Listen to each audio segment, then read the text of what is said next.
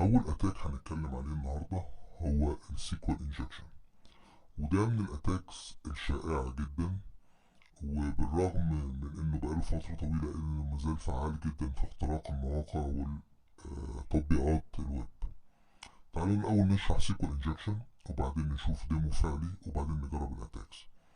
السيكوال انجكشن معناه إيه؟ نفترض إن إحنا عندنا صفحة زي الصفحة دي فيها لوجن. فهنا في الصفحة دي المفروض ان احنا نكتب يوزر نيم مثلا احمد وباسورد على سبيل المثال باسورد، وبعدين بدوس على لوجن. طيب لما بدوس على اللوجن ايه اللي بيحصل؟ في سيرفر متصل، او الويب سايت ده متصل بسيرفر، والسيرفر ده فيه قاعدة بيانات. ولما بدوس على لوجن فبياخد اليوزر نيم والباسورد وبعدين يبتدي يعمل سيرش في جدول اللي فيه كل الاكونتات. لما هيعمل سيرش بيسيرش على اكونت يكون فيه يوزر نيم احمد وباسورد كذا. حاجه من اتنين، يا اما هيبقى فيه بيان يعني الناتج بيبقى ترو، يا اما مش هيبقى فيه بيان فالناتج بيبقى فولس. لو طلع انه فيه ريكورد بيماتش في الحاله دي بيدخلك على الصفحه.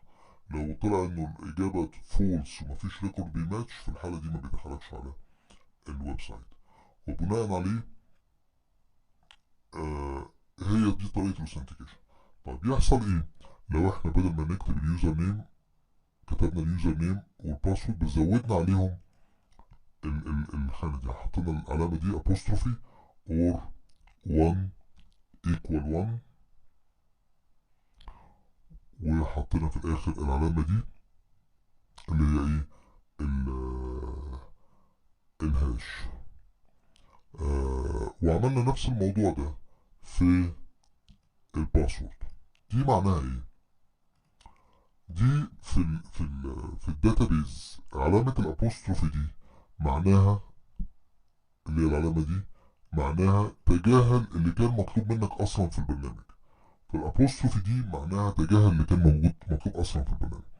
وبعدين شوف لي هل 1 equal 1.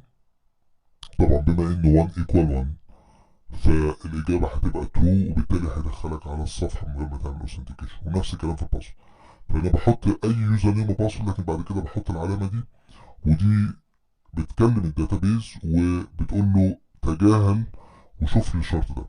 هنا الخلل فين؟ الخلل انه مش المفروض انا كمستخدم اقدر اكلم قاعدة البيانات من خلال الصفحة دي. ده خلل في البرمجة. يعني اللي عمل الصفحة دي لو الصفحة دي مصابة بالسيكوال انجكشن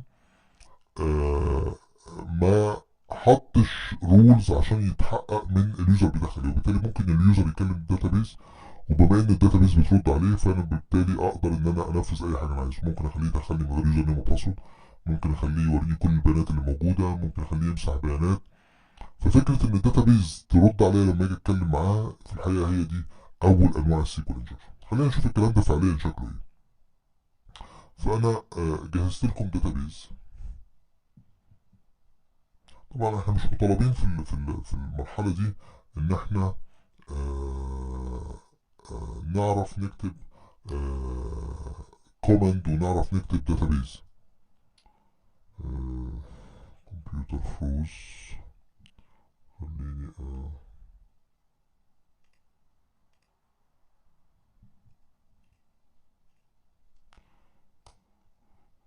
اوكي خليني ريستارت الكمبيوتر ده لانه ده اللي فيه الباور اوف اللي فيه الداتابيز. وهنشوف ازاي ان احنا الاول نشوفها فعليا في داتابيز فعليا، وبعدين نبتدي نشوفها على ويب سايت ونشوف ازاي بنقدر نستخدم السيكوال انجكشن علشان نقدر نعدي اللوجن عشان نقدر نجيب بيانات وهكذا. فانا هفتح تمام كده اوكي. فانا زي ما قلت لكم منزل عندي في الويندوز 7 ماشين دي داتابيز اهيت، وبدخل عليها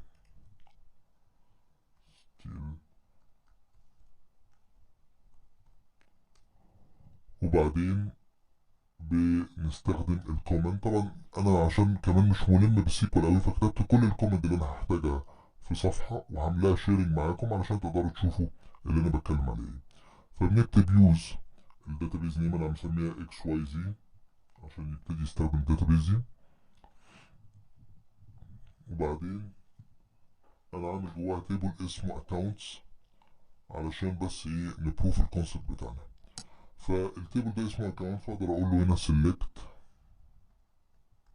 star from accounts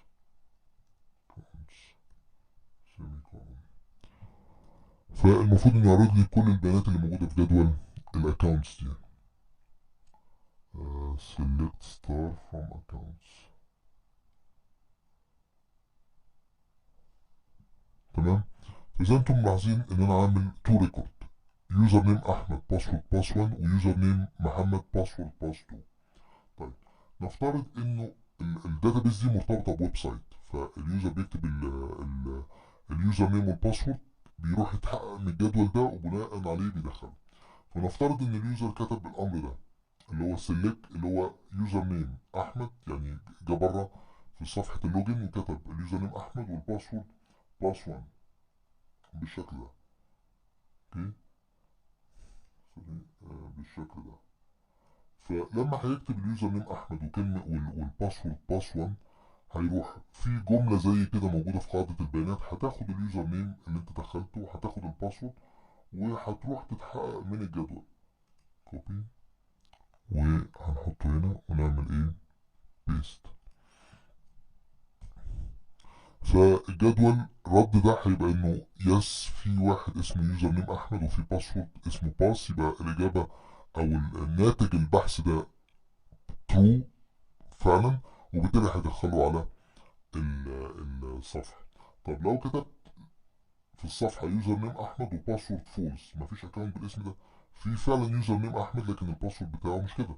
فلو اليوزر كتب في الصفحه يوزر نيم احمد وباسورد اي حاجه فولس مثلا او اي كلمه، ايه اللي هيحصل؟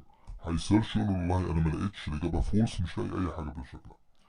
طب تعالوا نشوف لو احنا حطينا سيكوال كومنت، يعني اليوزر وهو بيخش على صفحه اللوجن راح كاتب الجمله بالشكل ده، كتب يوزر نيم احمد وبعدين حط ابوستروفي وكتب اور 1 ايكوال 1 اللي انا وريتها لكم، والباسورد نفس الكلام، ايه اللي هيحصل؟ المفروض ان مفيش يوزر نيم احمد ولا مفيش يوزر نيم احمد وباسورد فولس، لكن بالرغم من كده هدوس هيجيب لي كل البيانات. ليه؟ لان الجزء ده في الكومنت عمل ايه؟ الجزء ده خلاه تجاهل اللي مطلوب منه قبل كده وتجاهل اللي مطلوب منه بعد كده، مجرد طلب منه يحقق الشرط ده ان 1 ايكوال 1 فقال له اه فعلا 1 ايكوال 1 وبالتالي دخله على الصفحه. ففكره السيكوال انجكشن هي ان انا اكلم الداتابيز، بس طبعا ده بيستلزم ان احنا نكون عارفين مجموعه من السيكوال كومنت، لكن طبعا التولز سهلت علينا الموضوع ده زي ما هنشوف في الفيديوهات الجايه. فدي فكره السيكوال انجكشن. تعال نشوف ازاي ده الامور دي ازاي بنطبقها في سايتس فعليه وفي اتاكس فعليه. فهنشوف في الفيديو الجاي اتاكس وفي الفيديو اللي بعديه اتاك تاني.